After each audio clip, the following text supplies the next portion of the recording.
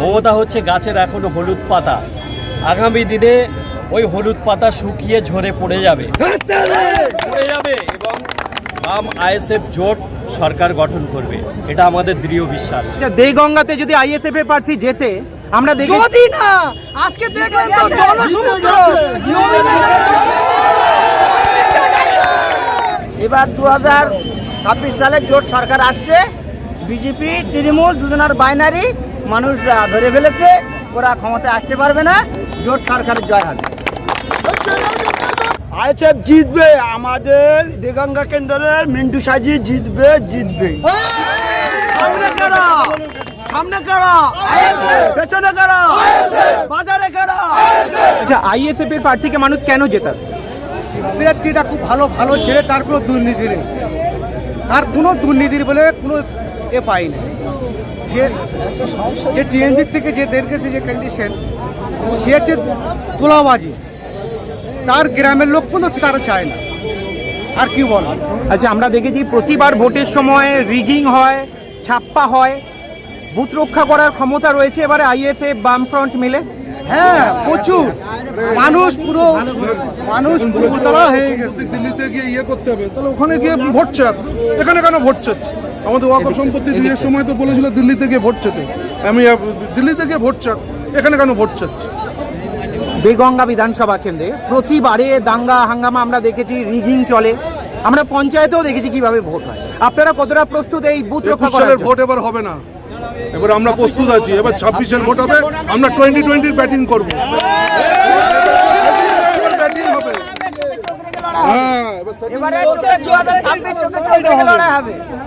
শাসককে ভয় আমরা পাই না, আমরা দেগঙ্গার মানুষ, চোর গুন্ডার আশ্রয় দেয় না আমরা ওখানে।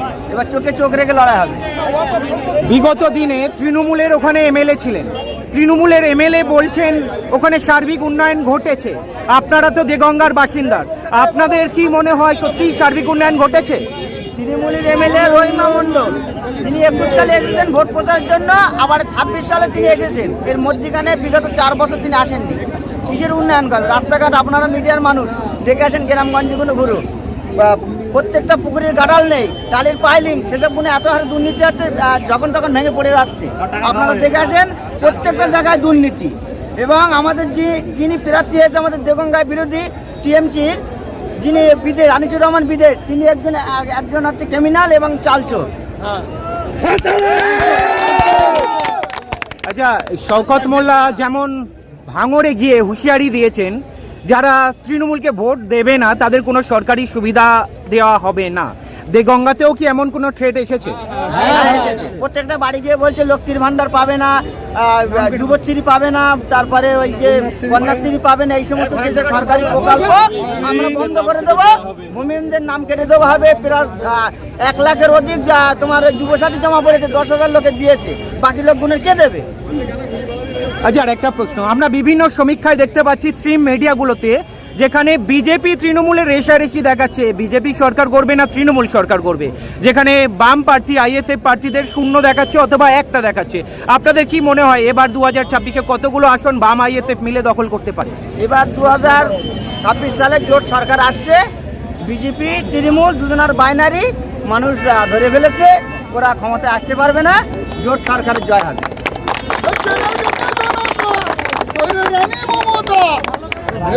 এই যে 2026 বিধানসভাতে তৃণমূল হুঙ্কার দিয়েছে যে প্রতি কটা বিধানসভাতে আইএসএফ কে হারাবে, সত্যিই কি আইএসএফ এই অবস্থায় রয়েছে যে হেরে যাবে প্রতি কটা বিধানসভা কেন্দ্র?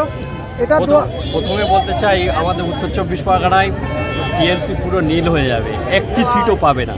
উত্তর 24 পরগনা ব্যাপকভাবে টিএমসির ভাঙন ধরেছে এবং আগামী 5 বছর হয়তো মমতা সরকার থাকতে পারে আমাদের ধারণা। এবং মমতা হচ্ছে গাছের এখনো হলুদ পাতা, আগামী দিনে ওই হলুদ পাতা শুকিয়ে ঝরে পড়ে যাবে এবং বাম আইএসএফ জোট সরকার গঠন করবে, এটা আমাদের দৃঢ় বিশ্বাস।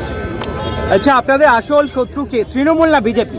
দুটোই আমাদের বর্তমান টাকার এপিটার ওপিট, দুজনেই শত্রু। তৃণমূল বিজেপি টাকার এপিটার ওপিট। এই যে বলছেন তৃণমূল বিজেপি টাকার এপিট ওপিট, আপনারা কি মানুষের কাছে পৌঁছে দিতে পারছেন আপনাদের বার্তা? মানুষকে পৌঁছাতে হচ্ছে না, মানুষ আমাদের দুয়ারে আসছে যে এতদিন কোথায় ছিলাম, আমাদের সঙ্গে যোগাযোগ করছে, এর সন্ত্রাসে চাকরি চুরি, কয়লা চুরি, শিক্ষা চুরি আমরা আর মেনে নিতে পারছি না।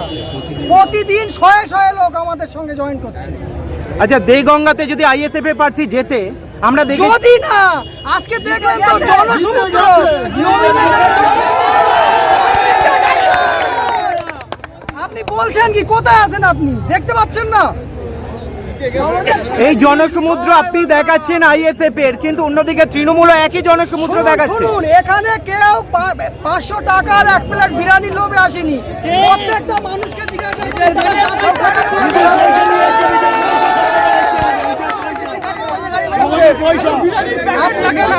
মানুষকে জিজ্ঞাসা করুন, প্রত্যেকটা ভোটারকে জিজ্ঞাসা করুন।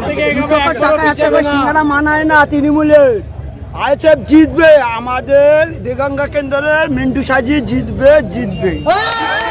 সামনে কারা, সামনে কারা, পেছনে কারা, বাজারে কারা, রাস্তাঘাটে কারা, মিন্টু সাজি জিতবে। তৃণমূলীরা বলছেন মিন্টু সাজি জিতবে, লোকেরা বলছেন মিন্টু সাজি জিতবে। নীলপথ পাখিরা, তৃণমূল পাখি নীলপথ, এরা হারছে, হারবে।